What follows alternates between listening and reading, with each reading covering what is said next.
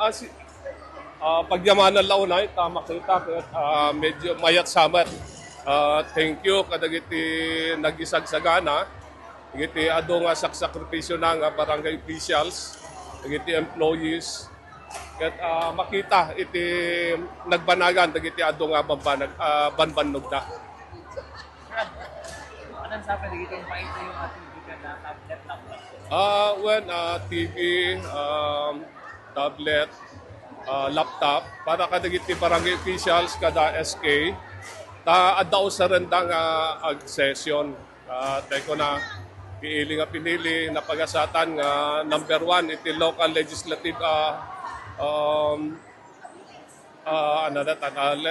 LLA nga napagasat hanlaing nga iti probinsya ngam iti entero nga region.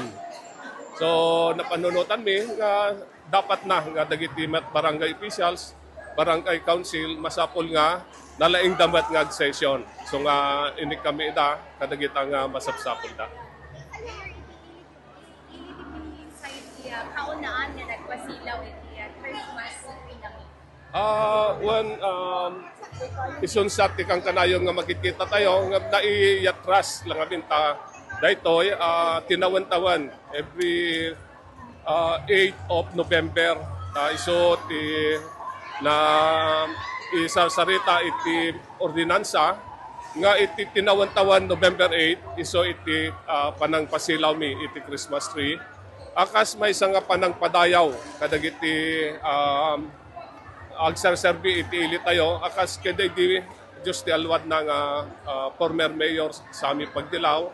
Then kaslamatan dahil di kas panakapadayaw ni Nana Magdalena akas manlilika ng Pilipinas. Kas ano katayag mayor dahil Christmas tree kayo?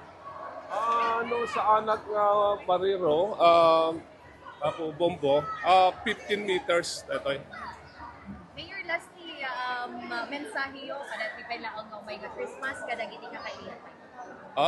mensahe, sapay lakumata, kasto lang nga naragsak, iti dati panang pasarabo tayo iti Christmas, sapay lakumata, kasto yung agnanayon, laing nga kadati Christmas, kung kiti kadati sumarsaronong al-aldaw ken gulgulan.